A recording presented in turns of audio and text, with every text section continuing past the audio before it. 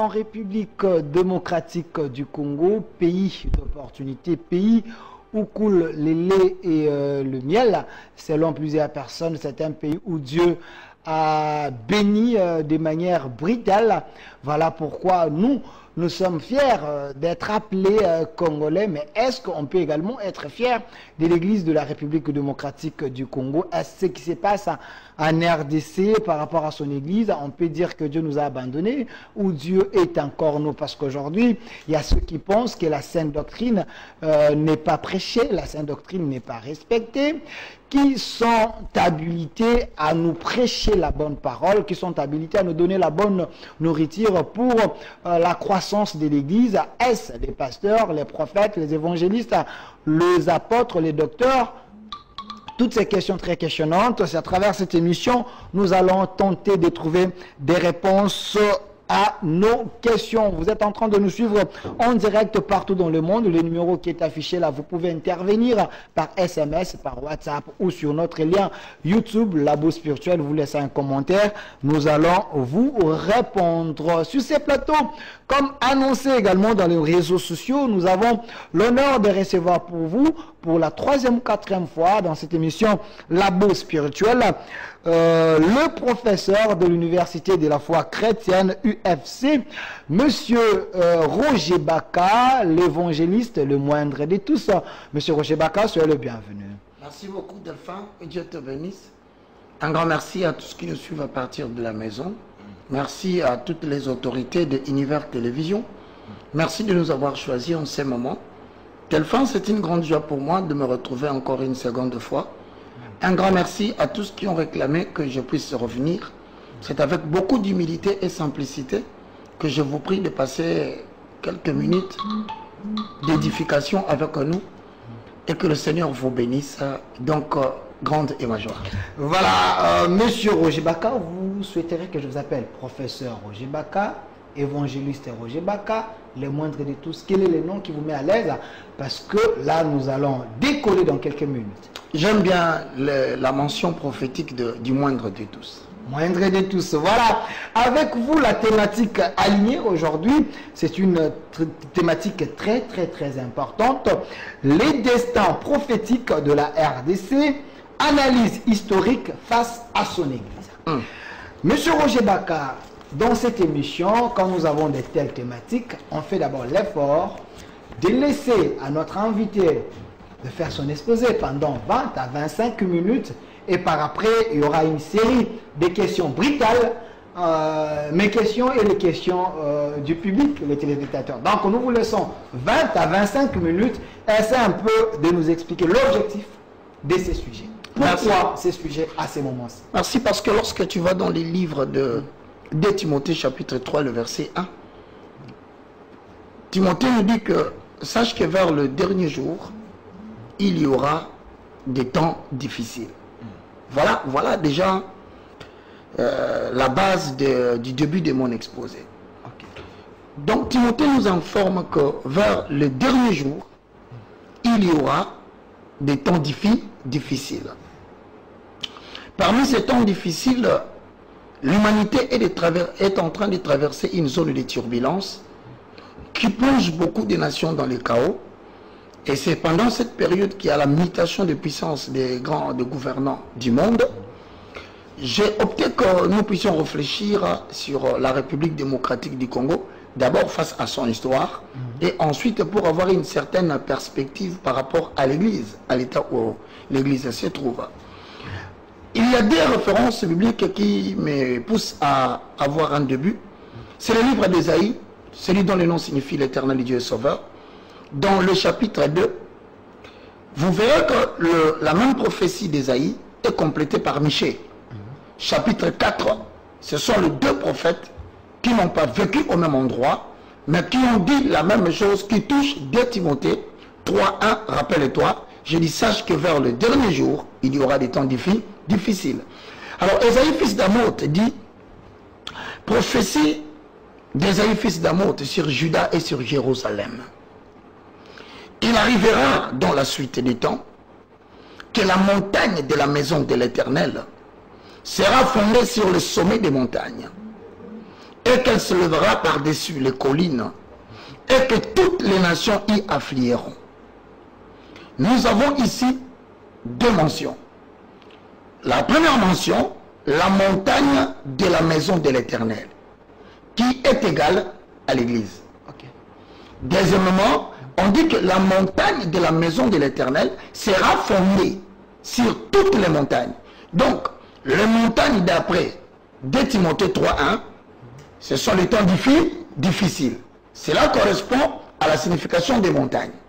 Mais au milieu des temps difficiles, il y aura une maison qui est aussi une montagne très difficile, mais qui sera au sommet.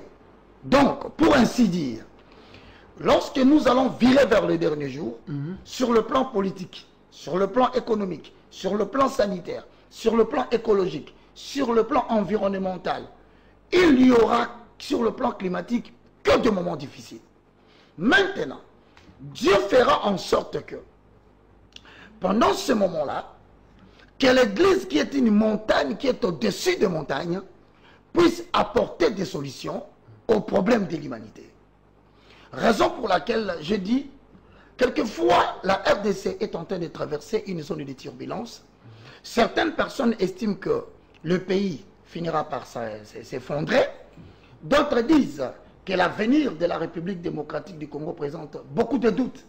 Et que pour des esprits éveillés, l'avenir de la RDC présente des incertitudes, tant sur le plan politique que sur le plan économique. Mais moi, en tant qu'habitant de la montagne, au-dessus de la montagne, je viens faire une analyse pour ainsi dire aux gens qu'il est important que le chrétien sache que face à toutes ces difficultés, Dieu va susciter à l'Église des hommes clés qui apporteront la solution en vue de redonner à l'Église sa valeur, malgré tout ce que nous sommes en train d'observer.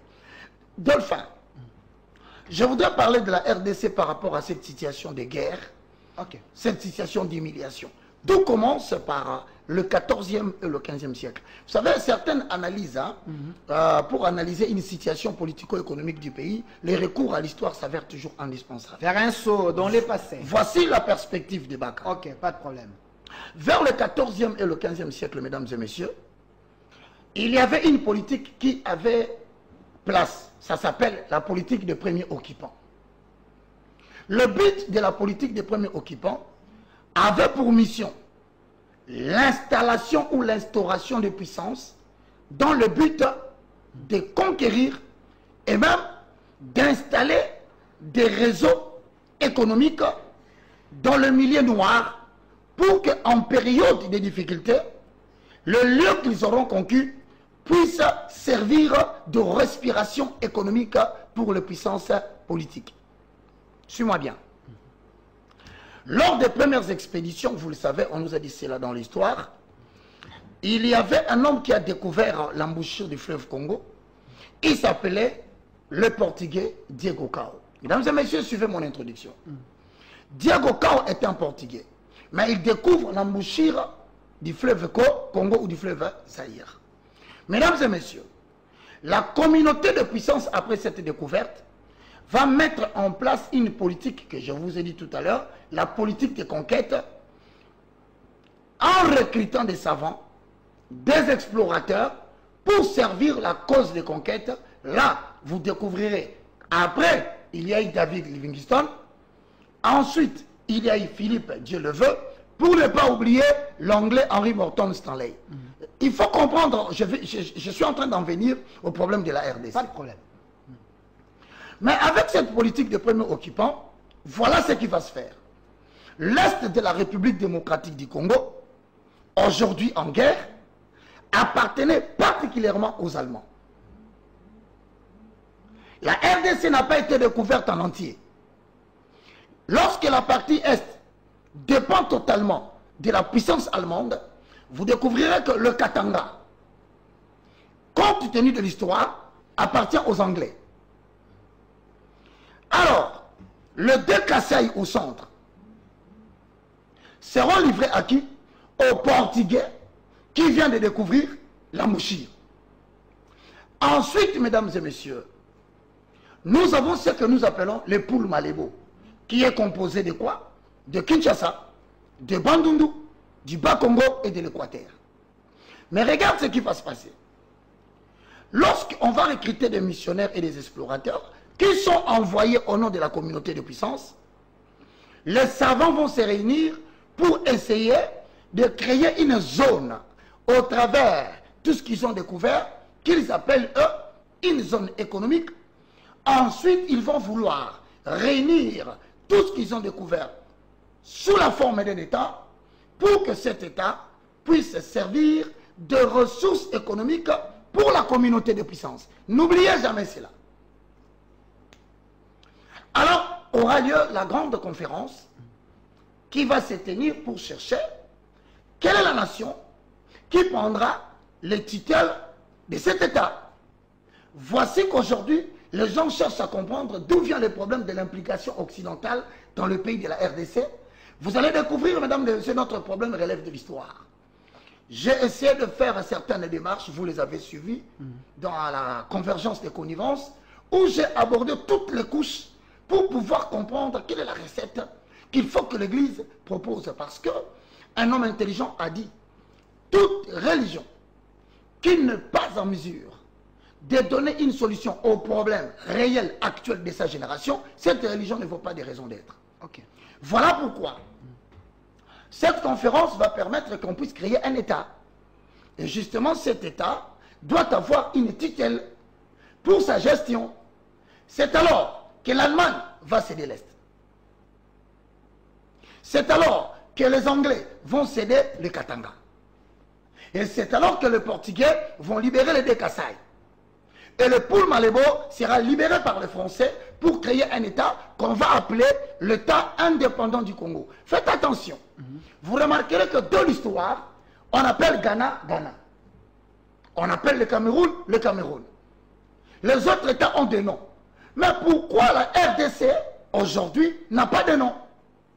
Parce que depuis cette création, on va donner le tutelle de la RDC à une nation neutre.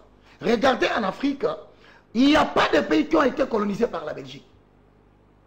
Parce que la Belgique, à cette époque, le roi, on lui confie le tutelle avec comme objectif développer les infrastructures pour favoriser l'exploitation de la RDC en tant que poumon pour faire vivre la communauté de puissance. N'oubliez jamais cela. Okay. Mon ami, grande est donc la surprise. Après un petit moment, le roi belge, à qui l'on confie la gestion de l'État indépendant du Congo, par qui? Par le roi d'Angleterre. Pourquoi? Parce que le roi d'Angleterre avait donné sa fille en mariage au roi belge. Alors, sous l'influence du roi d'Angleterre, il va influencer la communauté de puissance pour donner le titre à qui? Au roi de la Belgique. Et lorsqu'il donne le titre au roi de la Belgique, il avait déjà Henri Morton installé à ses côtés en tant que conseiller du roi d'Angleterre qui venait de faire sa deuxième expédition. Mesdames et messieurs, regardez comment l'histoire bloque la RDC jusqu'à aujourd'hui. On va maintenant créer l'État indépendant du Congo en donnant la tutelle au roi de la Belgique, mais en consacrant l'existence de l'État indépendant du Congo. Cela a été ratifié par un acte juridique qui a créé la République démocratique du Congo et qui a défini son fonctionnement en tant qu'État des ressources économiques pour la survie des communautés de puissance. Quelques années passèrent, le roi belge va commettre l'infraction de la mégestion. C'est alors qu'en 1908, une deuxième réunion va se tenir, cette fois-là pour retirer la gestion au roi belge et le confier à l'administration belge qui était réputée la meilleure administration de l'époque. Lorsqu'on retire la tutelle, on donne à l'administration belge, c'est alors qu'on garde encore l'acte juridique qui crée l'État indépendant du Congo comme étant, je répète, une zone économique pour servir des ressources aux puissances de la communauté qui existait à l'époque. Maintenant, vers 1957-1960, le courant de l'indépendance va frapper. Alors, regardez là où se pose, là où je demande aux intellectuels de m'aider, parce que moi, je ne suis pas historien. Okay. Moi, je suis un esprit du siècle, restaurateur des valeurs spirituelles, mais descendant de l'église, de la montagne, au-dessus des montagnes, qui cherche à trouver des solutions par rapport à sa génération. Okay. Mesdames et messieurs, voilà la première question.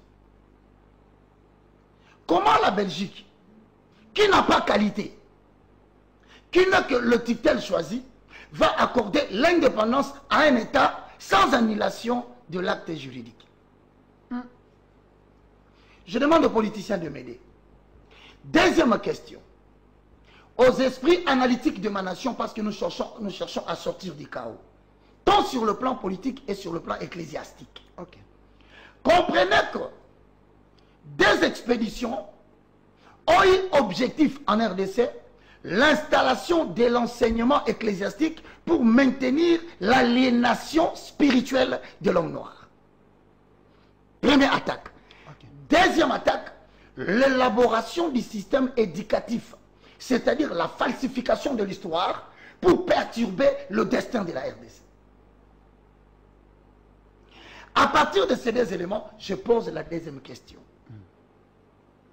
Delphin, comment un État qui a été créé pour être appelé un État consensuel peut obtenir l'indépendance par la lecture d'un discours, sans annulation de l'acte juridique?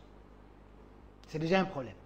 Parce que oui, lorsque Lumumba lit le discours, l'acte juridique existe et je te confirme que cet acte juridique a des effets jusqu'aujourd'hui. C'est vérifiable. Vérifiable. C'est la raison pour laquelle, d'ailleurs, que les gens vont comprendre que la partie de l'Est va connaître le premier problème lors de 1900. Le président Mobutu, je crois, en 1997, va favoriser déjà, il commençait déjà à préparer la zaïrisation. 1990. Okay.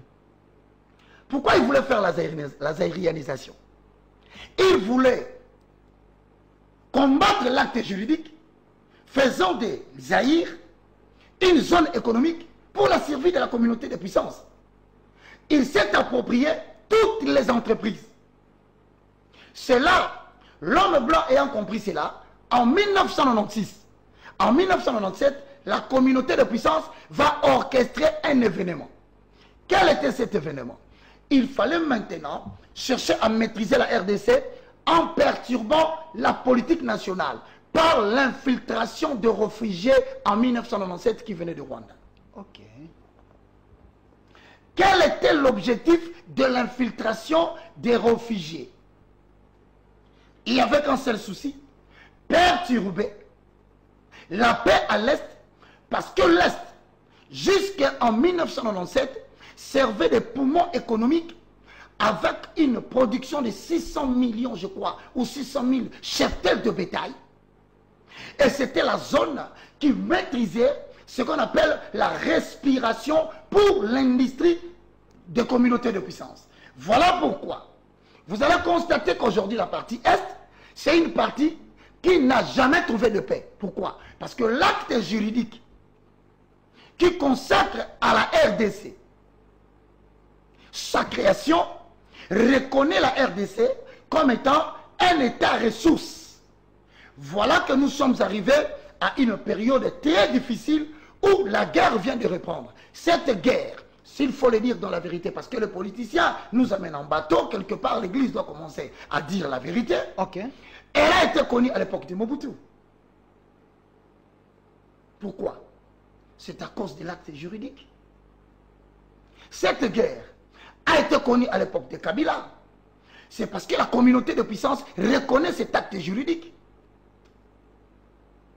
Aujourd'hui, le président actuel, quels que soient les efforts, combien louables qu'ils sont en train de faire, mais aujourd'hui, on continue à nous donner l'impression que cette guerre est l'objet d'une mégestion de l'État. Non. Il faut avoir le courage de pouvoir dire à la population que même les accords que nous sommes en train de subir aujourd'hui, qui fait que Bunagana reste encore sous occupation de M23, qui n'est qu'une branche de renforcement de la communauté de puissance pour continuer l'exploitation de la RDC. Alors il se pose un problème. Comment en sortir? Parce que l'Église a un rôle. C'est là où je termine mon exposé. Ok. La première des solutions, soit nous allons devoir rentrer sur la table des négociations avec la communauté de puissance pour pouvoir négocier ou redéfinir cet acte juridique. Sinon, la guerre ne finira pas. Je reprends. C'est le premier point important à ne pas négliger. À ne pas négliger. On doit convoquer la Belgique, qui n'a qu'une nation de tutelle. Mais en y associant les États-Unis, parce qu'aujourd'hui, les États-Unis ont un mot à dire sur la gestion de la RDC. Et même dans la décision des chefs d'État qui doivent diriger la République démocratique du Congo, les États-Unis ont un droit de veto. Il faut le dire à la population. Les États-Unis s'impliquent de manière directe ou indirecte? Directement. D'ailleurs, nous venons de recevoir un émissaire des États-Unis d'Amérique. Tony Blinken. Pourquoi il est venu? C'est à cause de l'acte juridique. Aujourd'hui, les États-Unis, la Belgique, la France, l'Allemagne, la Grande-Bretagne, le Portugal et quelques nations africaines retrouvent leurs intérêts dans l'existence de la RDC en tant qu'État. Et si on ne dit pas la vérité au peuple, on tourne autour des considérations politiciennes, nous risquons que l'Allemagne se rattache à l'Est, que, il ne faut pas oublier, le Kasaï parte, que la France reste seulement avec le Poul Malébo. Et le Poul Malébo, selon les propositions du monde occidental, il y a Kinshasa, il y a le Bandundu, il y a le Bas-Congo, il y a l'Équateur, qui risquent, selon les propositions occidentales, de rester la RDC Poul Malébo. Maintenant, à chaque fois qu'il y aura un homme d'État, président de la République, il en souffrira. Pourquoi? Parce que d'abord, il est difficile de faire accepter une telle conception des choses à la population. Pourquoi? Parce qu'ils ont un quota qu'ils proposent aux chefs d'État, peu importe celui qu'on changera. D'ailleurs, ceux qui sont dans l'opposition le savent. Soit on vous dit 70% de la production nationale est pour la communauté de puissance, 30% pour la RDC. Maintenant, le problème se trouve à quel niveau? Ok, chité. Quel est le chef d'État qui sera en mesure d'engager ces débats avec la population? Eh bien, parce qu'on dit aujourd'hui que peut-être le régime en place serait responsable de tout ce que nous vivons. Ben écoutez, moi je ne veux pas prêter attention aux politiciens congolais. Moi je vais avoir ma part d'interprétation des choses. Je lance le débat et je veux que la causerie vienne. Deuxième proposition, si on ne veut pas rentrer dans la table des négociations pour redéfinir cet acte juridique, donc deuxièmement, nous ne pouvons que faire une chose. Refuser que le Congo est un État consensuel et accepter de pouvoir fermer les portes de la RDC. Mais en cela, il y a des conséquences. Ok. Soit la communauté de puissance va éliminer un chef d'État. Voilà la lourde responsabilité qui pèse sur le président de la République, qu'il sera incapable d'expliquer à la population.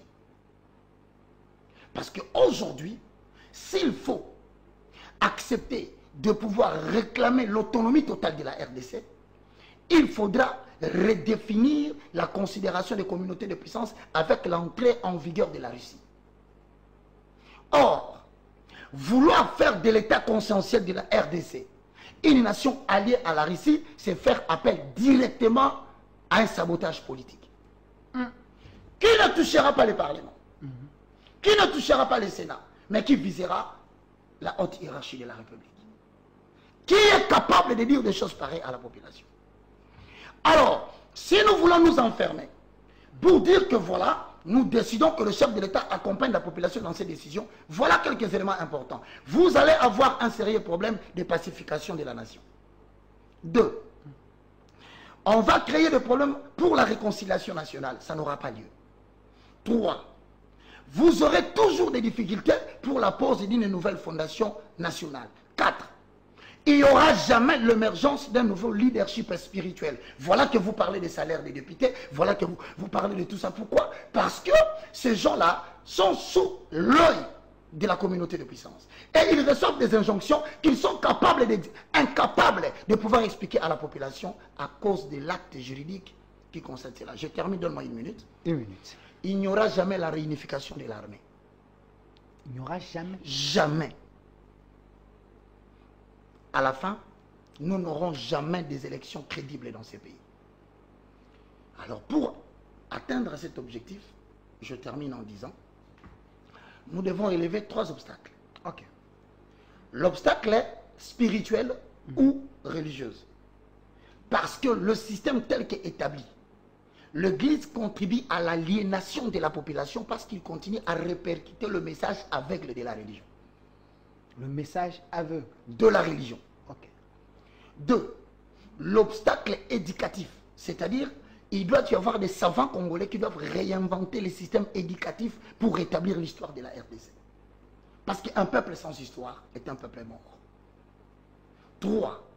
Nous devons maintenant relever le défi de l'obstacle politique. C'est là où il y a un grand problème. Pourquoi je dis ça? Parce que l'Amérique et les communautés de puissance fonctionnent avec des dimensions de choses. Le nouvel ordre mondial et les Ordo Abekao. Le nouvel ordre mondial voudrait dire il y a une redéfinition de la gestion du monde. C'est-à-dire, il y a des communautés de puissance qui veulent prendre le contrôle de toutes les ressources du monde pour parvenir à une domination mondiale. Et donc, les chefs d'État seront très surveillés par ces communautés au point que si le chef de l'État ose parler le langage de la population sans expérience, soit il est débouté par un coup d'État, soit il est assassiné, soit on organise des troubles dans le pays, surtout avec les systèmes politiques de partis politiques qui ressemblent aux boutiques ecclésiastiques. Curieusement, vous constaterez que ce système trouve bien son élan parce que, à prendre rien que Kinshasa, 25 000 églises qui travaillent pour l'aliénation du système théologien et religieux tel qu'importé, 25 000 partis politiques, rien que dans la capitale, voici les 2 armes qui maintiennent la RDC dans les sols. Si on ne restaure pas ou on ne fait pas les états généraux des églises et des religions, les états généraux des partis politiques, mon frère, on peut changer un autre président. Je mets ma main, même celui qui est à l'opposition là, il peut être l'élément réserve qu'on prépare pour la continuation de la même politique, mais avec peut-être que des personnes différentes. Merci. Mesdames et messieurs, je suis maintenant ouvert à vos questions. Ok. Je vous dis que je ne connais pas tout. Je partage mon point de vue en tant que citoyen qui cherche des solutions pour ça. Merci, évangéliste Roger Baka. Le moindre. Le moindre de tous. C'est cette appellation que je fais aujourd'hui. Le moindre de tous, professeur de l'université de la foi chrétienne UFC.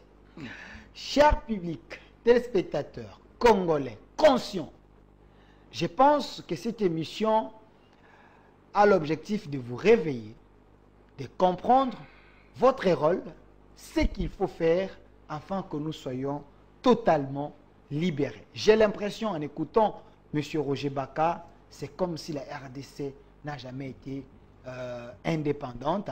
On est toujours sous les jougs de Occidentaux. La communauté de puissance. Communauté de puissance. Alors, nous allons faire un exercice avec vous. Les numéros qui est affiché est sur WhatsApp et sur les normales. Par rapport à son exposé, vous pouvez poser toutes les questions possibles par rapport à ce que lui vient de dire sur ces plateaux et je vais lui poser toutes ces questions. Il va répondre. Moi également, je vais relayer mes questions à vous, public, à vous, chers téléspectateurs, pasteurs, chers les hommes éclairés de mon pays. Si vous voulez passer dans cette émission, vous nous appelez. On va organiser ces plateaux chaque dimanche à 20 h en direct et rediffusion lundi à 13 h. Évangéliste Roger Baka. Delphin. Alors, la première question. Vous avez dit ici que la Belgique ne pouvait pas donner l'indépendance à la RDC parce que, en vous écoutant, la Belgique n'avait pas tout le pouvoir entre ses mains. Pour le moment, qu'est-ce qu'il faut faire? Vous avez eu à proposer ici, mais j'aimerais poser la question d'une autre manière. Donc, la RDC n'est pas souveraine. Mon ami, je suis désolé, force est de constater, pas seulement moi, que tout le monde le sait que la RDC, la République démocratique du Congo, non seulement parce que le président actuel est là, qualifié de tous les mots, même à l'époque de Kabila, s'il a été assassiné, Kabila père, C'est parce qu'il a osé répondre l'autonomie en coupant les cordons avec la communauté de puissance. Okay. Qu'on te dise pas autre chose. Si le président Kabila, père, était assassiné, c'est pour ça. La Belgique n'était qu'une nation de tutelle. Je ne sais pas si tu comprends. Une nation de tutelle. Pour la gestion, tout en respectant les modes de fonctionnement. RDC, zone économique pour les puissances communautaires, la communauté de puissance. Maintenant, la question se pose. Comment un État tutelle peut te donner l'indépendance alors qu'il n'est pas copropriétaire? La Belgique ne pouvait pas nous donner l'indépendance. C'est pourquoi il a organisé ces théâtres du discours de Lumumba. Justement, pour pouvoir éviter que nous puissions parler de l'acte juridique qui crée la RDC. Je ne connais pas trop sur cette matière, mais je demande qu'un politicien m'apporte quels sont les documents que nous avons dans ces pays, au-delà du discours. Je dis bien, quels sont les documents, actes juridiques, dont on dispose aujourd'hui, qui peut être brandi pour nous dire, voilà l'acte juridique abolissant le premier qui faisait de la RDC une zone économique pour les communautés de puissance. Donc, sur le plan de la forme, parce que nous siégeons avec d'autres pays, on peut être indépendant, mais sur le plan des fonds, vous pensez... On ne l'est pas. On ne l'est pas. C'est la raison pour laquelle, d'ailleurs, je vais te dire, tu vois, l'acte juridique qui crée la RDC, c'est ça ce qui définit l'État. Nous avons eu l'indépendance par un discours. Mon frère. Mais nous siégeons dans les Nations Unies comme un pays indépendant et autres. Et vous pensez que c'est de la poudre aux yeux? C'est juste... C'est de la poudre aux yeux. Je te dis qu'il n'y aura jamais pacification de pays parce que les décideurs sont dans la communauté des puissances. Il n'y aura jamais la réunification de l'armée. Pourquoi? La zone qu'ils ont ouverte en 1997 à travers l'entrée des réfugiés, c'était pour faire ce qu'on appelle le brassage de l'armée. C'est aujourd'hui comme ça, tu vois, on a dans l'armée, on dit que c'est pas moi, le chef de l'État l'a dit, je le salue, il a dit que nous avons des traîtres. Okay. Moi, je pose la problématique. Je dis qu'aujourd'hui, la Belgique ne pouvait pas nous donner l'indépendance par un discours. J'insiste. Il faut que l'on puisse rentrer dans la table de la négociation pour lire l'acte juridique qui crée la RDC ou l'État indépendant du Congo, vouloir redéfinir les clauses. Parce que sans cela, je te donne un exemple. Okay. Lorsque les communautés de puissance veulent exploiter votre pays, ils vont organiser des guerres à travers la deuxième politique Ordo ab Chaos. Ordo ab Chaos veut dire créer l'ordre par le chaos. Lorsqu'une société veut son indépendance juridique, ils la déstabilisent. Ils utilisent le même citoyen de ces pays pour pouvoir diviser leur pays. Les sous-traitants. Les sous-traitants des politiciens qui dépendent des ordonnances occidentales. Et ce sont les mêmes politiciens qui drainent des jeunes gens dans la rue. Ainsi pour dire, si vous ne m'accordez pas, or, ce que l'opposant demande, c'est justement ce qu'il a promis à la communauté de puissance. Non, avec moi, vous aurez mieux. Avec moi, ça sera meilleur que ce qu'il vous offre. Et donc, c'est la raison pour laquelle je te pose une question. Okay. Toi, tu ne dois pas répondre. Mais je suis en train de faire comme Esaïe, fils d'Amoth. Hein. Okay. Je vais être un peu cette montagne au-dessus des montagnes. Essaye de me dire. Tu sais pourquoi la Côte d'Ivoire s'est retrouvée dans l'instabilité? Avec Gbagbo et... Et tu sais pourquoi? Pourquoi? C'est parce que tout simplement, Alassane Ouattara devait être utilisé par la communauté de puissance pour reprendre le contrôle sur la Côte d'Ivoire que Gbagbo ne voulait pas. Mais combien sont ceux-là qui ont été contents de l'arrestation de Gbagbo? Et pourtant, Gbagbo défendait les intérêts africains, panafricaines et ivoiriennes. Il y a aussi un président... J'en viens. J'en viens. Il y a un président qui vient de mourir ici. Je vais te dire tout ça. Regarde maintenant. Lorsque la Côte d'Ivoire sous Gbagbo est sous les querelles sérieux avec la France, qui a établi avec la mention France-Afrique, l'exploitation de la Côte d'Ivoire échappait au contrôle de la communauté de puissance. Et tu sais qui est devenu le premier producteur de cacao? Qui? Les pays frontaliers. Depuis quand le Burkina Faso produit le cacao? Mais il était devenu le premier pays producteur de quoi? De cacao. Et lorsque Alassane Ouattara rentre, la production de cacao rentre maintenant en Côte d'Ivoire. Ce n'est que pour parler de ça. Mais je descends ici en République démocratique du Congo. Le Colombo Tantalite, Vous estimez que le MV3 est à Bunagana parce qu'il n'aime pas le président de la République ou parce qu'il n'aime pas les Congolais. Non. Parce que dans la transition énergétique, les intérêts des communautés de puissance deviennent tout à fait aléatoires. Pourquoi? Parce que de l'autre côté, la Russie veut rétablir la domination soviétique. Donc, la Russie devient le contrepoids pour le bouleversement de la gouvernance mondiale. Et donc la RDC, si nous voulons nous prendre en charge, eh bien, je proposerai une seule solution. C'est de tendre la main à la Russie. Mais lorsque vous tendez la main à la Russie... Le ministre de la Défense vient d'être... Je salue, mais vous savez c'est quoi les dangers? Depuis 1980 jusqu'en 2022, il y a plus de 23 chefs d'État africains qui ont été tués par la France. Et ils n'hésiteront pas de faire la même chose avec la RDC. Donc, solliciter la Russie n'est pas une mauvaise chose. Okay. Mais les dangers que court le chef de l'État par rapport à cette option, il n'y a que le service qui le savent.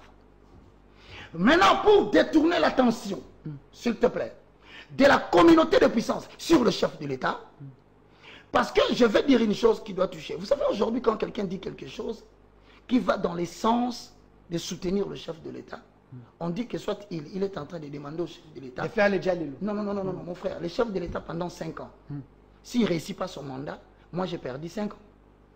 Mes enfants ont perdu 5 ans. Donc je ne dois pas tenir le langage des politiques. Je parle de la République. Comme nationaliste? Oui. Qui a patriotique. Un patriote ecclésiaste. Ok. Parce qu'il y a trop de mensonges dans le milieu politique. Il faut que l'Église commence à redéfinir la notion de la gestion de l'État. Ok. Il ne faut pas réduire la nation à un homme. C'est ainsi que je t'ajoute. Il y a autant de questions. Que le Rwanda n'arrêtera pas la guerre. Pourquoi?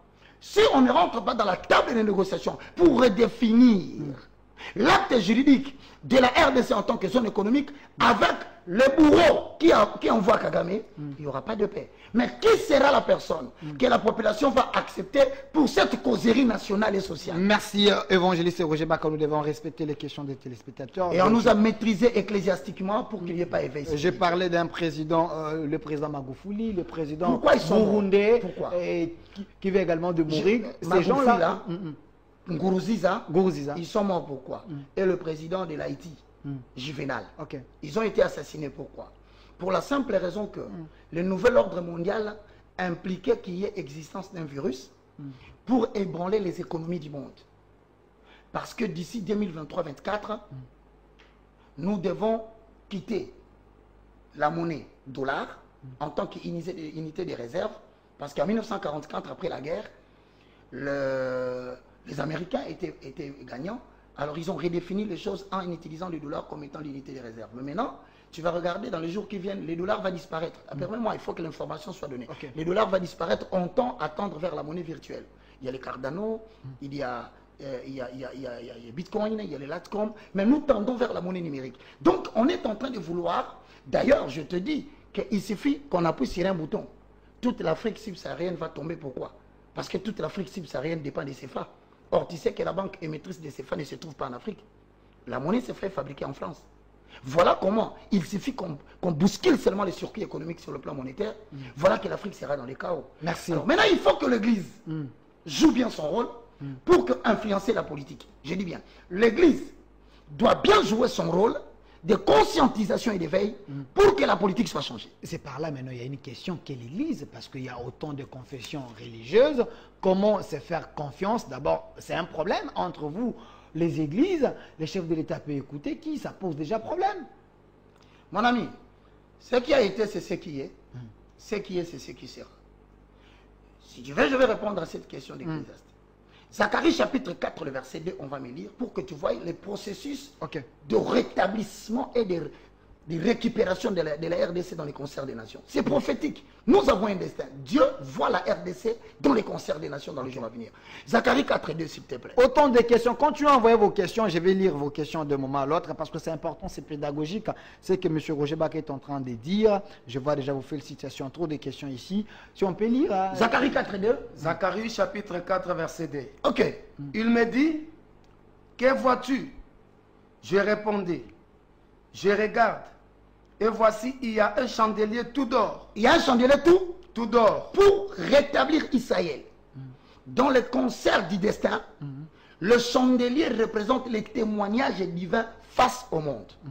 C'est-à-dire, Dieu ne peut pas commencer à restaurer une nation s'il ne trouve pas un témoin fidèle dans cette nation par qui il passera. Voilà pourquoi le chandelier du temps de la loi, dont la prophétie de Zacharie, le témoin de Dieu s'appelle Israël. Mais au temps de la grâce, le chandelier ou le témoin de la restauration des nations s'appelle l'église implantée dans les nations. Maintenant, cette église est dans quel état? Parce que si Dieu ne restaure pas les sacerdoces, il ne peut pas rétablir la politique. Voilà la raison pour laquelle. Dans la voie principale, c'est les sacerdoces. Voilà pourquoi tu vois des bêtises se multiplier dans les sacerdoces, parce que c'est le point de départ du changement de leadership politique. C'est la raison pour laquelle nous nous retrouvons dans une même situation que 1 Samuel, au chapitre 3, le verset 1 à 2. Est-ce qu'on peut lire la parole? Permets-moi d'établir cette chose. Pas de problème. 1 Samuel chapitre 3. Le verset 1 à 3. Le verset 1 à 3. Lisons au nom de Jésus. Le jeune Samuel était au service de l'Éternel devant Élie. C'est-à-dire qu'il y a une nouvelle génération qui doit sortir. Les patriarches vont devoir partir. Je suis désolé de remercier tous nos leaders, qui s'appellent les patriarches, les évêques, les archibishops. Je vous remercie et je vous annonce que la génération de Samuel doit apparaître pour préparer le destin de la RDC. On peut continuer. La parole de l'Éternel était rare à ce temps-là. Voici les signes qui annoncent une nouvelle génération. La parole de l'Éternel est devenue rare. Suis à la télévision, les prédications ne tiennent plus compte de la doctrine. La rareté de la parole est un signe pour le changement des générations ecclésiastiques. Deuxièmement, les visions n'étaient pas fréquentes. Qui peut nous dire ce qui va venir en 2023? Qui peut nous dire s'il y aura élection? Qui peut nous dire s'il n'y a pas élection? C'est-à-dire qu'il faut l'émergence d'une nouvelle génération qui parle du destin prophétique de la RDC. S'il vous plaît, ça, j'ouvre une parenthèse, je vais la fermer très vite. Hier, là où vous êtes là, j'étais avec l'un des prophètes de la nation, prophète Dinilesi. Il était là. Parce que vous avez dit, qui peut nous dire s'il y aura élection en 2023 ou pas? Il avait dit, il y aura élection, peut-être aussi, on peut avoir un petit glissement, et aussi, il a confirmé, la personne qui sera réélue, c'est le chef de l'État, Félix Antoine Tshilombo. Il a parlé de l'écran prophétique. Je vous ajoute une deuxième question, parce qu'il fallait qu'on arrive là. Il a sa manière d'agir présentement avec l'évangile. Il est avec les musiciens, les Fali, les Wera, les Kofi, tout le monde. Aujourd'hui, il a même fait un single, Pétage, où il dit, ça peut jouer même dans des boîtes, un peu partout. Quelle est votre analyse de cette manière de faire? Est-ce que ça respecte la sainte doctrine ou il est totalement en dehors des principes établis dans l'Église? Merci beaucoup pour ta question. Je salue, je pense que tu parles du prophète Denis. Prophète Denis Lessi. Je le salue. Il était là hier. Je le salue. Mais je te dis, moi je parlais du destin prophétique. Je n'ai pas parlé de l'écran. Le destin est une loi supérieure qui semble diriger les cours des événements vers une certaine finalité préalablement établie par Dieu. Je reprends. La RDC a une loi, pas un écran. Si c'est l'écran, je le concède. C'est pour lui. Mais je parle de la loi supérieure qui dirige les événements, l'emplacement des autorités, le changement de pouvoir vers une certaine finalité préalablement établie par Dieu. Parlons de cela. Je vais te donner des éléments qui te montrent que je ne suis pas d'accord avec les observations que les autres font. Est-ce qu'on peut continuer la lecture? Oui. À ce temps-là, Élie, qui commençait à avoir les yeux troubles. C'est-à-dire Élie, c'est le sacrificateur du moment. Mais mon frère, je suis désolé, avec tout le respect. Je regarde tous les responsables qui aujourd'hui, lorsqu'on signe la mention de votre communauté, on cite ton nom. Je suis désolé. Je pense que tous les patriarches ont les yeux troublés maintenant. Tout. Je le répète, tout. En RDC. Je dis et je le répète, il y aura changement des générations. Donnez-moi 8 jours. Donnez-moi 8 semaines. Donnez-moi 8 mois. Donnez-moi 8 ans. Vous ne parlerez plus de ces hommes que vous entendez aujourd'hui. Pourquoi? Parce que l'église va quitter les stades des bâtiments locaux, ça va devenir des écoles, des universités pour la préparation d'une nouvelle élite. Vous voulez lancer les défis? Ce n'est pas un défi. Selon ce que Ce Dieu n'est vous pas a un dit. défi, c'est une parole prophétique. Ok. De toutes les façons, nous sommes le quelle date? Le 4. Nous sommes le 4 septembre 2022. J'aime toujours dire les dates. Ok. Parce que quand les gens vont commencer à tomber, on viendra vous montrer la prophétie. Il avait dit. Il y a une nouvelle génération qui doit émerger, mon frère. C'est cette nouvelle génération qui donnera naissance justement à celui qu'on appelle, il lira la parole. Ok. Regarde les caractéristiques qui fait que l'église ne peut pas propulser maintenant la nation. Élie commence à avoir les yeux troublés. Mais va maintenant rapidement dans les livres de 1 Samuel chapitre 2, le verset 12. Mais il y a autant de questions qui souffrent ici. Je vais terminer 3 références et on passe directement. 1 Samuel chapitre 2, le verset 12. Il n'y a que l'église en tant que chandelier qui doit être l'instrument par lequel Dieu doit passer pour restaurer l'avenir politique de la RDC. Ok. Ok. Le fils d'Élie était des hommes pervers. Le fils d'Élie, le sacrificateur. Nous avons aujourd'hui des gens qui s'appellent pasteurs, responsables des grandes communautés. Mais qui, non seulement eux, même les enfants, disciples, serviteurs de Dieu qui les suscitent, ce sont des hommes pervers. La perversité est entrée dans l'église à un niveau où c'est honteux de se présenter pasteur et évangéliste. Ok. En quoi consiste cette perversité pour la restauration de l'église? Ils ne connaissaient point l'Éternel. C'est-à-dire qu'on suscite aujourd'hui une génération de gens qui sont des enfants de pasteurs, qui n'ont aucune perception objective de l'éternel. On y va? Et voici quelle était la manière d'agir de ces sacrificateurs. Écoute la manière d'agir de ces gens qu'on nous établit aujourd'hui dans des églises. Lorsque quelqu'un offrait un sacrifice, le serviteur du sacrificateur arrivait au moment où l'on faisait cuire la chair. Tenant à la main une fourchette à 3 dents, il piquait dans la chaudière, dans les chaudrons, dans la marmite ou dans les pots. Tout ce que la fourchette amenait, le sacrificateur le prenait pour lui. C'est ainsi qu'ils agissaient à l'égard de tous ceux d'Israël qui venaient là à Silo. C'est-à-dire l'inversion des valeurs spirituelles et le non-respect des règles des sacerdoces. Merci. Pardon. Mes amis, vous aurez quelques 10 minutes à la fin. Permettez-moi. Regardez la définition du sacerdoce. Chutez, s'il vous plaît. La définition du sacerdoce. Le Congo n'émergera pas tant que le sacerdoce de Dieu ne sera pas restauré. Je reprends et je dis aux politiciens qui nous dirigent, en commençant par la présidence, jusqu'aux cours et tribunaux. Vous fournissez un effort vain. Tout ce que vous allez faire ne marchera pas parce que Dieu ne passe que par le chandelier pour amorcer des changements sur la terre. Et voilà pourquoi Zacharie 3, 1 à 10 nous donne la définition. Je crois que par cela, je redonnerai la parole à mon bien-aimé.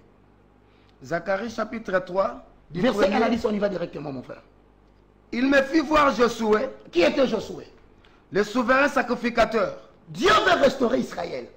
Politiquement, il veut réintégrer Israël dans le sacerdoce national pour un avenir politique.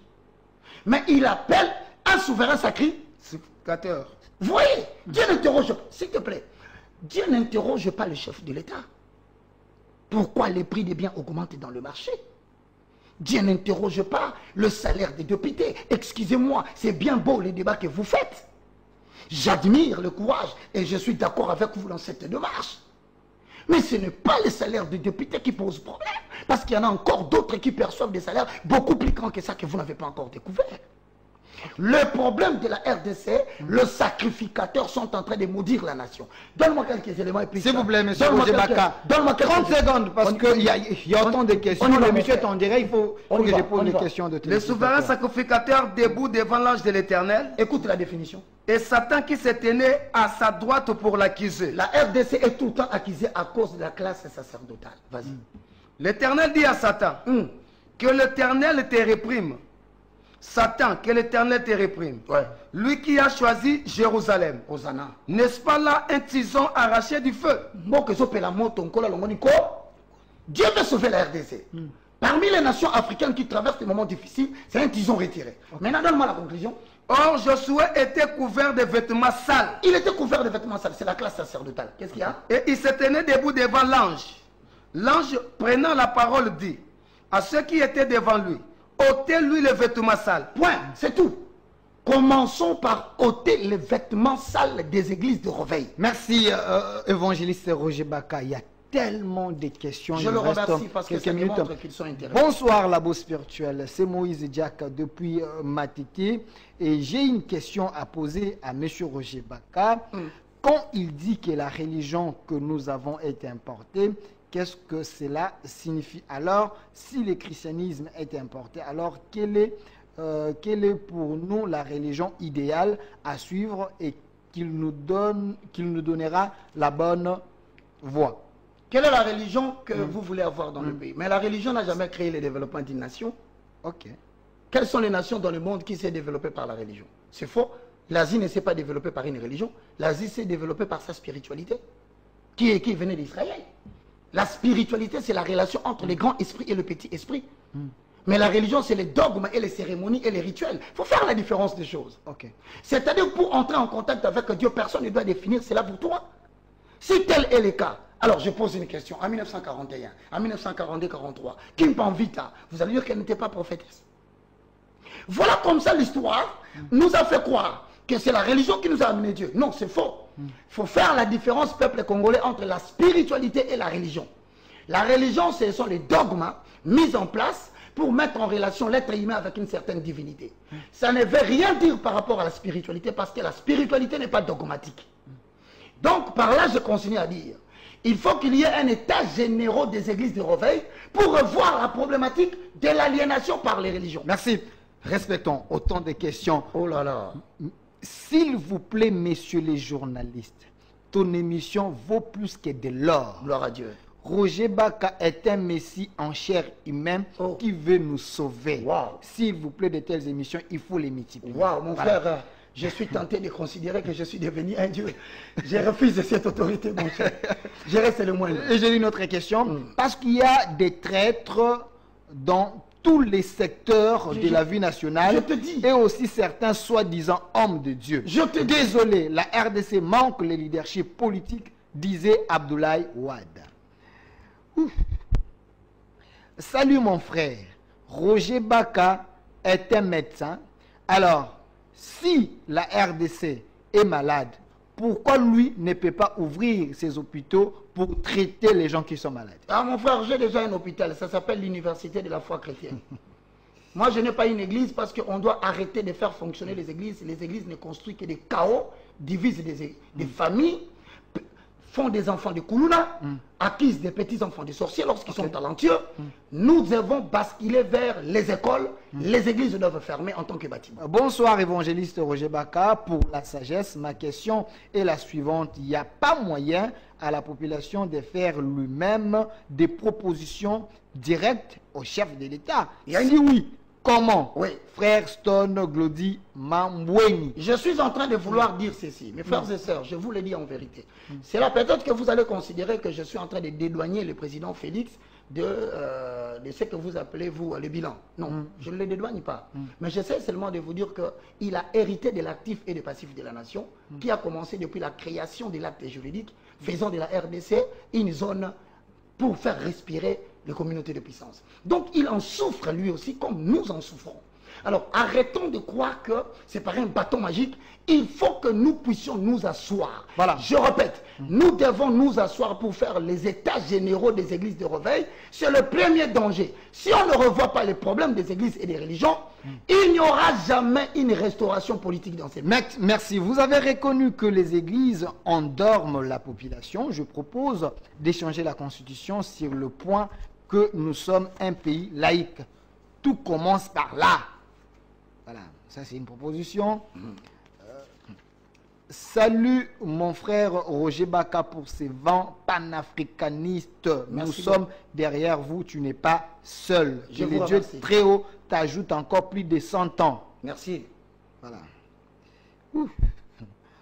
Bonsoir mon frère Roger Baka a raison sur ses analyses comme étant humain, mais l'absolu créateur éternel, Dieu suprême, a un autre plan qui est déjà activé depuis 2020. Il y aura un vent spirituel avec des hommes et des femmes remplis de puissance d'en haut pour changer des choses démanteler les entités de la supérieure, de la Koweïti. Donc, on félicite. Il vient de te donner le prélude. C'est la restauration et l'élévation et l'émergence d'une nouvelle élite spirituelle. Okay. C'est devant nous ici. Mais bien aimés dans le Seigneur, vous le constaterez dans les jours à venir. Bonsoir mon émission. Je vous aime beaucoup. Roger Baka Oumela. Merci. Évangéliste Roger Baka, est-ce que tous les pasteurs réfléchissent comme vous? Vous n'êtes pas dans les Alléluia et Amen, mais vous nous ouvrez les yeux. C'est ça la bonne nouvelle. Amen. Arrêtez avec Alléluia, Amen, donne l'offrande, donne la dîme. Nous devons muter les églises en école pour que les gens viennent avec des cahiers, des stylos, et que chaque homme de Dieu nous définisse quel est son appel, quel est son appel nominal, quelle est la spécificité de son message. Avant d'établir une église en République démocratique du Congo, vous devez passer dans un conseil de ce que moi j'appelle les 120 de la République. Salut mon frère, pour les propositions de Roger Baka, il ne parle pas en vain.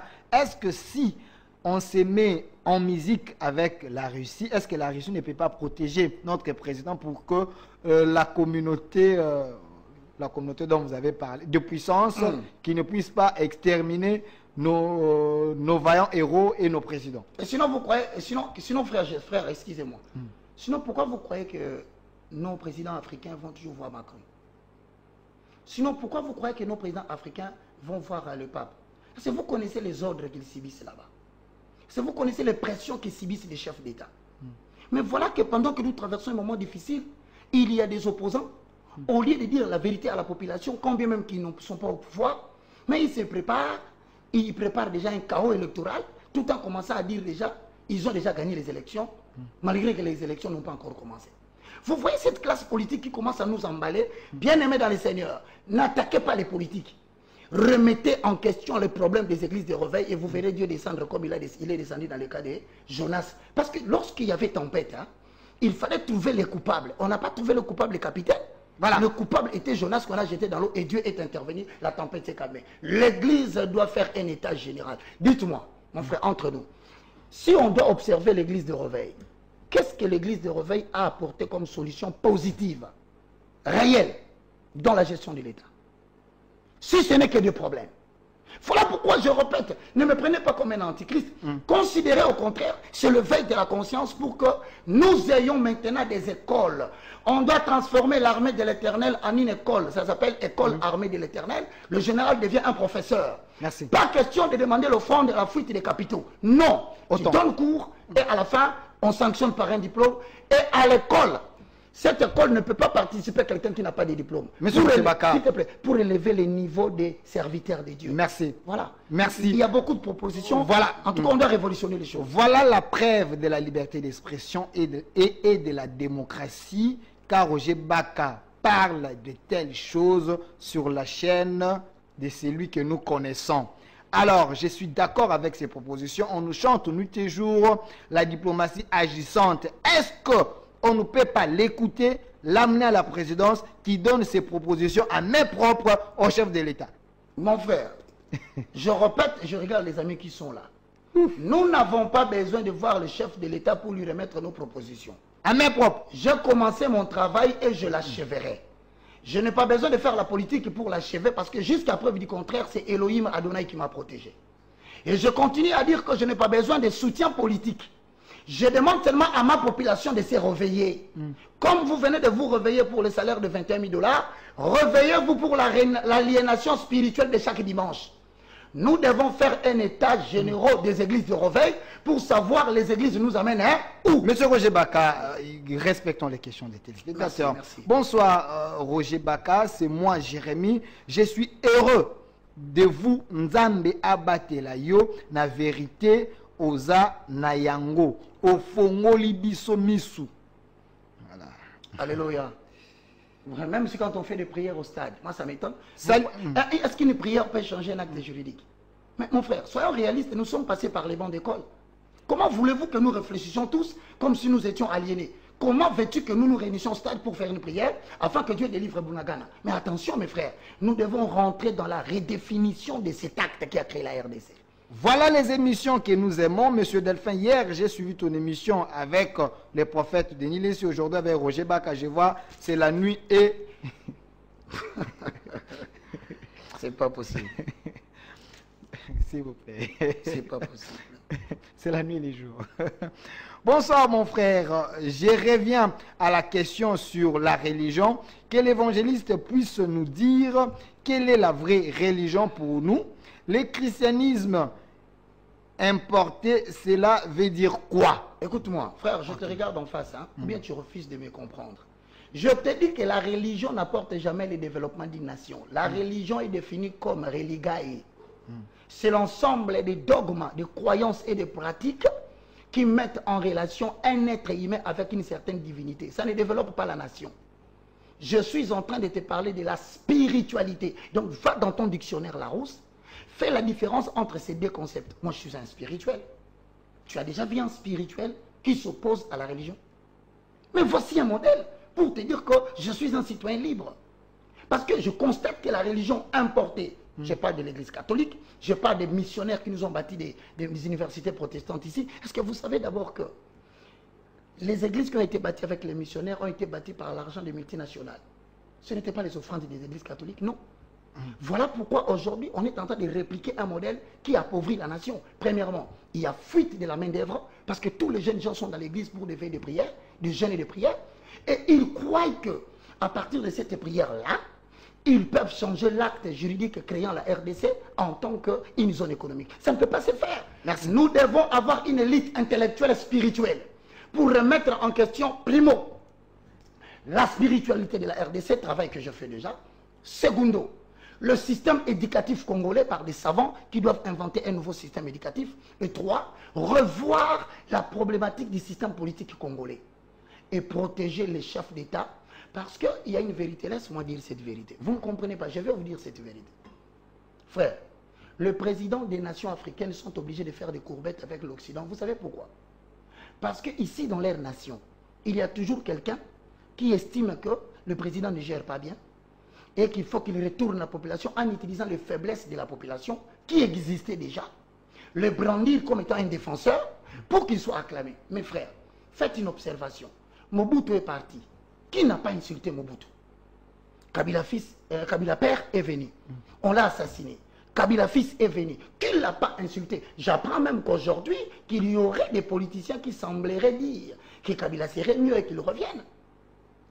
Et avec le président Félix, qui est insulté matin, midi, soir. Frère, je pose une question. Je n'ai qu'une question à vous poser. Croyez-vous que celui qui viendra après va changer les choses? Nous devons rentrer dans la table de réflexion. Merci. Arrêter les combats personnels. Merci. Mais salut ma chaîne préférée Univers, une fois de plus, je vous dis merci pour votre excellence. Je suis fan de votre chaîne. Je veux me donner la discipline de bloquer toutes les chaînes sur ma télévision. Ah non. Restez que... Ah non. S'il vous plaît, que Ah non, il y a aussi ma chaîne, hein. Que je termine. Toutes les chaînes de ma télévision pour rester qu'à l'univers pour suivre de telles émissions. Merci pour votre excellence. Non, j'ai ma chaîne. Hein. Toute cette émission passera aussi dans ma chaîne. C'est-à-dire ERB Télévision sur TNT et sur BlueSat. Tu peux tout bloquer. Tu restes avec Univers et ERB. Dans le système politique céleste qui sera mis en place, celui qui sera comme leader n'aura pas besoin de la Russie ou des États-Unis pour sa protection. Il y aura toute une armée des archanges tout autour de lui. Bah, c'est un point de vue, on accepte. Voilà. Monsieur Roger Baka, qui est ton père spirituel? Qui t'a enseigné? Es-tu un extraterrestre? Mesdames et messieurs, je suis de la race des Zorobabel. Personnalité spirituelle, mais avec influence politique. Aujourd'hui, je te donne la définition. Je suis le moindre de tous, mais dans la prophétie d'Ésaïe, il est écrit, confirmé par les livres des psaumes, le plus petit deviendra un millier. Tu vois ma pensée ici?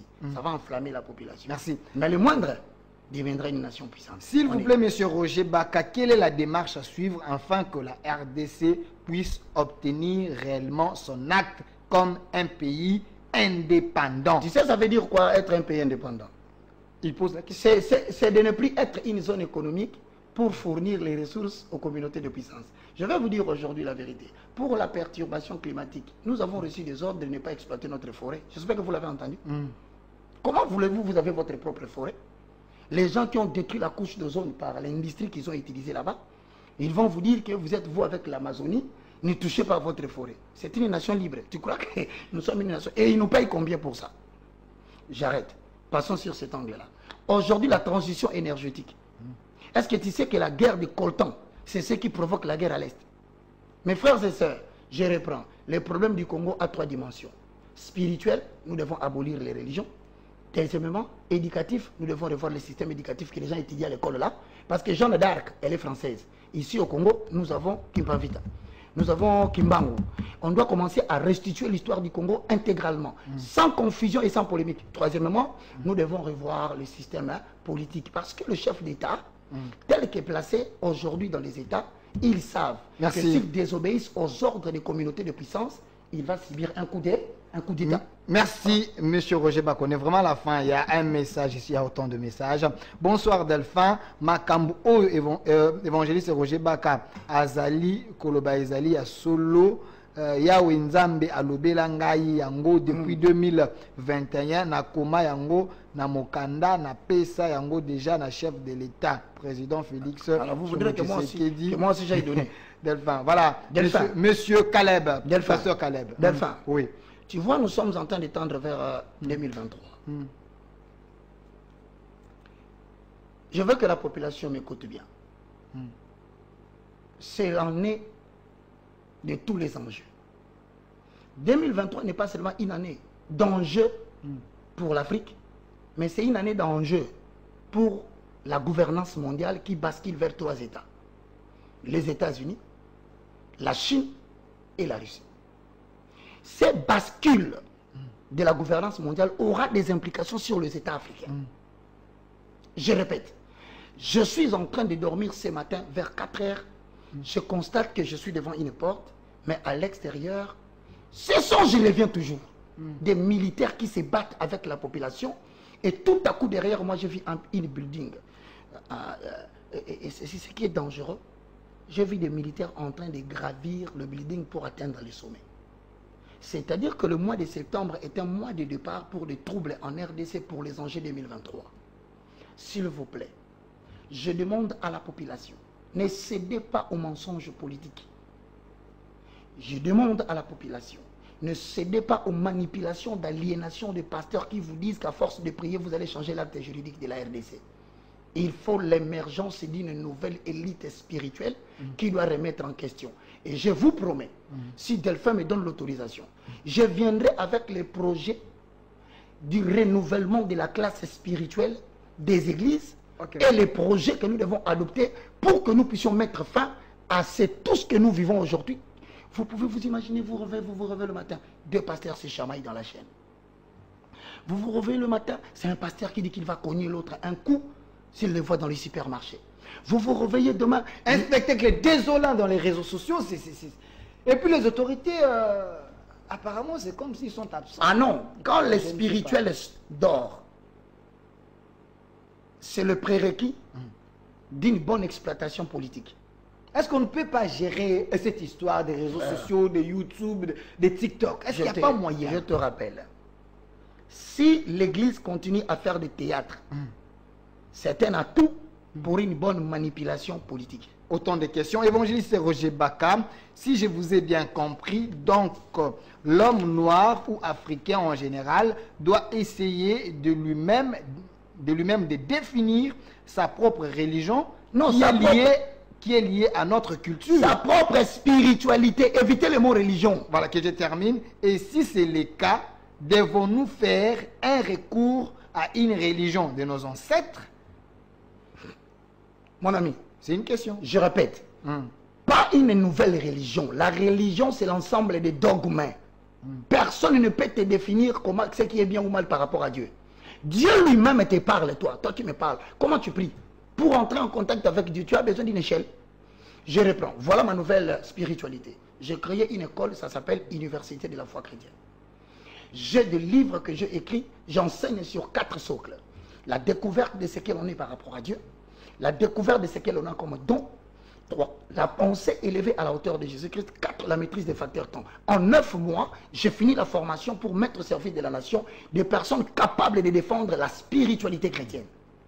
Non pas demander les offrandes, les dîmes, la construction des maisons, pour qu'enfin la maison qu'on va construire devienne, sur le plan juridique, une parcelle du déclius lorsqu'il va mourir, et enfin, que ceux qui ont contribué n'aient plus un mot à dire. C'est de l'exploitation de l'homme sur l'homme. Le temps est arrivé. Chaque chose a son temps. Mesdames et messieurs, moi je suis le moindre. Je suis en train de vous donner des idéologies. Je suis en train de vous informer que nous devons nous libérer de l'emprise des communautés de puissance. Pour le faire, il faut opposer à l'homme blanc une guerre de spiritualité, mais aussi une guerre d'intelligence. Voilà, les églises des réveils dominent les églises sataniques. Ces pays RDC doit rester avec les églises exorcistes. Mon frère, la base de la population est aliénée par la religion. Ok. Mais le sommet des autorités politiques est aligné par les mouvements philosophiques tels que la Rose-Croix, tels que la franc-maçonnerie. C'est comme ça que l'homme blanc nous contrôle. Ce qu'ils ont donné à la base, c'est pour gérer la base. Et ils ont aussi des mouvements philosophiques qu'ils ont donnés aux autorités politiques pour les gérer. Nous devons remettre en cause cette histoire, mes frères. Sinon, l'Afrique ne décollera pas. Le chandelier doit reprendre son travail. Voilà. Salut, monsieur le journaliste. Je vous suis depuis la commune de Mongafoula, s'il vous plaît, pasteur Roger Bakadi. Dis-nous, quelle relation y a-t-il entre toi et papa Massambukidi, parce que tu dis, ce que tu dis, c'est la copie conforme aux enseignements de papa Massambukidi. Bon, écoutez, Massambukidi, c'est un citoyen congolais. Nous ne partageons pas la même foi, nous ne partageons pas la même doctrine. Mais il y a une démarche que nous avons entreprise, j'aimerais bien le dire ici à la télévision. Okay. C'était une réunion que nous avons tenue avec d'autres spirituels pour trouver des solutions par rapport à notre problème. Et donc, mesdames et messieurs, nous ne sommes pas ensemble. S'ils défendent cela, eh bien, gloire soit rendue à Dieu. Moi, je suis là depuis que je commence avec le film nigérian. Je continue ma petite démarche. Je bénis l'Éternel. Je vous remercie, vous qui me soutenez, vous qui m'encouragez, vous qui m'appelez. Que Dieu vous bénisse, mais je pense que maintenant, je dois te présenter le projet de la fermeture de religion et la proposition que nous voulons faire pour réglementer la spiritualité. Qui est derrière vous? Dieu. Merci. Cette émission est terminée, chers téléspectateurs. Vraiment, ne me tenez pas rigueur. La télévision, c'est les temps. Je sais que vous avez aimé cette émission. Et l'évangéliste Roger Baka a fait sa part. Donc, le sujet d'aujourd'hui, c'était les destins prophétiques de la RDC. Analyse historique face à son église. Il a essayé de proposer, il a analysé. Il s'est livré à un exercice de questions-réponses avec vous. Si tout va bien, on peut encore le recevoir les dimanches prochains s'il a le temps. Parce que... Est-ce que je peux donner les numéros? Pas de problème, donnez les numéros. Mesdames et messieurs, vous qui m'avez suivi, je suis un simple homme de Dieu. Et je ne connais pas tout. Je suis le moindre. Je vous prie de m'orienter, de me conseiller en cas où vous voyez que je suis en train d'aller dans une direction que vous estimez qui ne sera pas agréable pour nous. Mais la nation vaut plus que tout. Et donc je suis sur 090. C'est mon numéro de téléphone WhatsApp. 090 79 66 785. 090 79 66 785. C'est mon numéro WhatsApp. Tout à l'heure après le plateau, vous pouvez m'appeler. Mais j'ai besoin que nous puissions organiser des colloques, des conférences. Vous serez le bienvenu si vous acceptez cette vision pour que nous commencions la première conférence provinciale des états généraux des églises de réveil. Répétez juste les numéros. 090 79 66 785. Merci. Ça n'est fini pour aujourd'hui. Suivez la rediffusion de cette émission lundi à partir de 13h et chaque dimanche à 20h en direct. Vous pouvez également nous appeler si vous voulez également passer comme Roger Baka. Nous allons vous recevoir. Mais il faut nous amener la bonne thématique pour la nourriture de la République démocratique du Congo, parce que nous avons besoin des hommes outillés, intellectuels, pour ajouter un plus. Il ne faut pas faire comme tout le monde. Merci d'avoir répondu à notre invitation. Merci Monsieur Roger Bakaye. Merci à mon réalisateur, Monsieur Fissi Fidi. Un grand merci à mon DT, Monsieur Jerzy Omeno, également à mon DG.